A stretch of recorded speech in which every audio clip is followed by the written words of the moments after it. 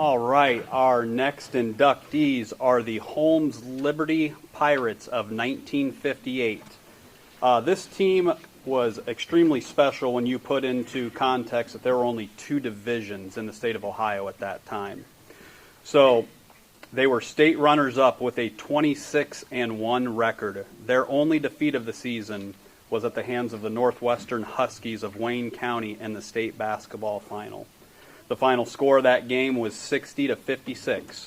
To get to the state finals, the path they endured was beating McCutcheonville 65-60, Shiloh 67-52, Sulphur Springs 45-43, Ridgeville 68-54, Hopewell Loudon 63-53, and Pleasantville 59-46. The members of this team include Bill Hudson, Donald Schieffer, Donovan Scott, Captain Jim Crawl, Jerry Schieffer, Don Grau, manager Eddie Miller, Glenn Steiner, Jim Kalb, Fred Fote, Larry Young, Howard, excuse me if I mess this up, Keese or Kesey, Larry Schieffer, John Steiner, Carl Ruth, Raymond Candell, and Coach Clarence Jewell Jr. The living team members are Captain Donovan Scott, Donald Schieffer, Jim Crawl, Jerry Schieffer, Howard Keys, and Glenn Steiner. Congratulations.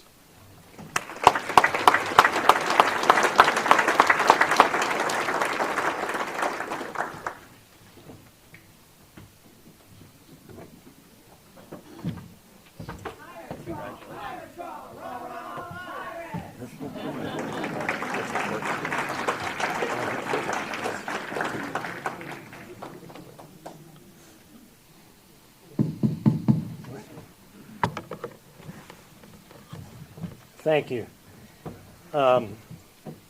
We have 4 of the 6 living members of the team here tonight. If they would stand, Glenn Steiner, Jerry Schieffer, Jim Crawl from Iowa, and myself.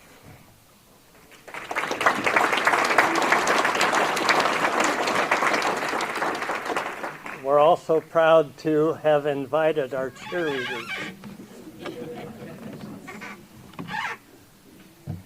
And 5 of the 6 cheerleaders are here tonight. Would they stand? Joanne Sipe Braley, Pat Fisher Caldwell, Karen Schieffer Scott, Darlene Lipley Rudy, and Bonnie Alheim Coons.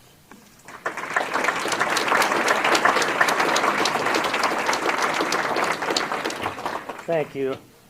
And at this time, I would like to introduce a fellow that has nominated our team, Gary Noblet, who was, I think, a 5th grader at Holmes-Liberty in 1958. And we appreciate your pushing. Thank you.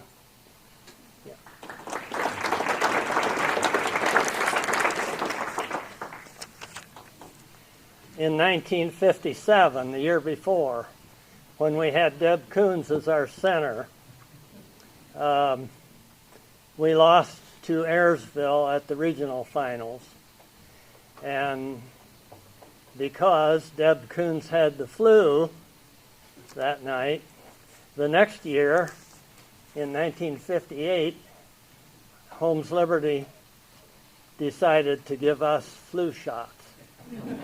Yes, that long ago. They took 6 of us in to Dr. Carlisle for a flu shot.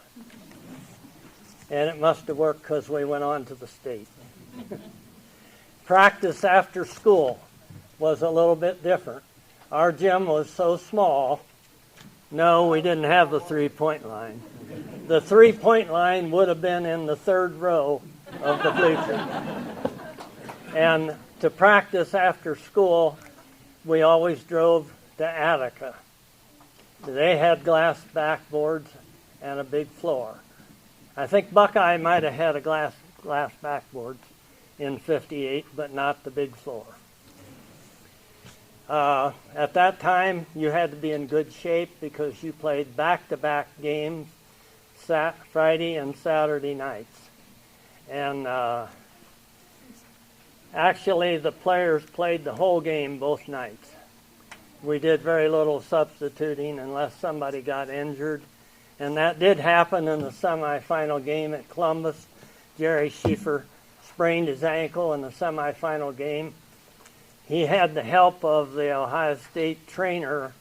I think his name was Ernie Biggs.